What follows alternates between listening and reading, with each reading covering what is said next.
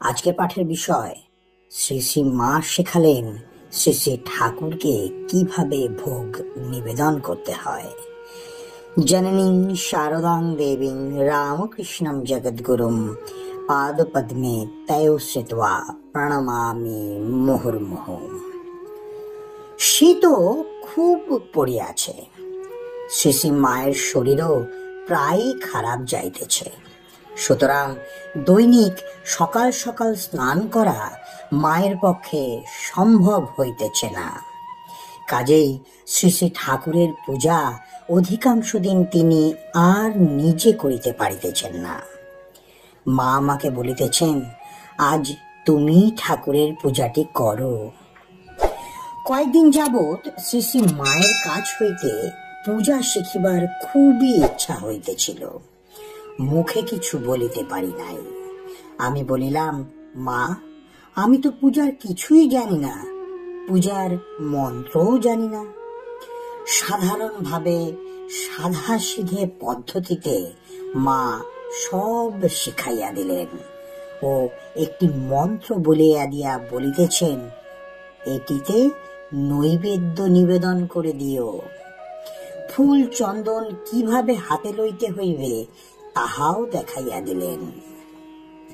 সেই সময় আমরা পালা করিয়া পূজা করিতেছি, আমি, হরি, কিশোরী মহারাজ ও নলিনী দিদি।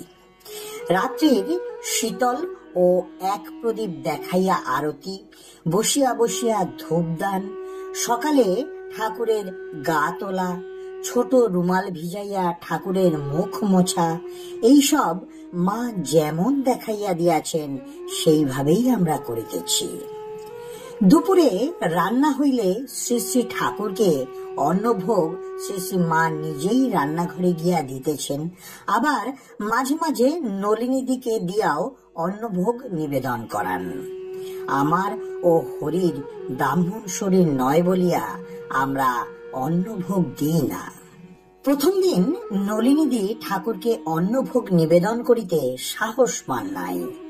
মা তাহাকে অন্নভোগ নিবেদন করিতে বিশেষভাবে বলায় নলিনীদি বলিতেছেন, পিসিমা, তুমি তো ভোগ দেবার সময় ঘর থেকে পঞ্চপাত্রে জল ও তুলসী পাতা নিয়ে রান্নাঘরে ঠাকুরকে রান্না হয়েছে, খাবে এসো, এই বলে পেছন পেছন ডেকে নিয়ে যাও।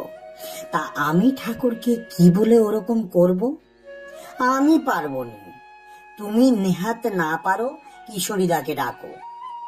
মা কিন্তু নলিনীদিকে দিয়াই আজ ভোগ দেওয়াইবেন এবং একটু রহস্য করিয়া তাহাকে বলিতেছেন, কেন, তুইও আমার মতন ঠাকুরকে চিন্তা করে রান্নাঘরে ডেকে নিয়ে যাবি, তুইও বলবি, পিসেমশাই ভাত খাবে চলো। এই বলে ডেকে নিয়ে গিয়ে ভাতের পাথর দেখিয়ে দিয়ে ওই পঞ্চপাত্রের জলের ছিটে দিয়ে দিবি। ওই করলেই তিনি খুব খুশি হয়ে খাবেন খন, তোকে অত শত ভাবতে হবে না। নলিনীদি তখন বলিতেছেন, তাহলে পারবো, তবে দেখো দোষ টোষ কিছু হলে আমি কিন্তু জানি না। তারপর হইতে নলিনীদি মাঝে মাঝে প্রয়োজন মতো ঠাকুরকে অন্নভোগ নিবেদন করিতেন। আজকের পাঠের তথ্যসূত্র মাতৃ সান্নিধ্যে স্বামী ঈশানানন্দ মহারাজ। জয় মা শারদা, জয় মা শারদা, জয় মা শারদা।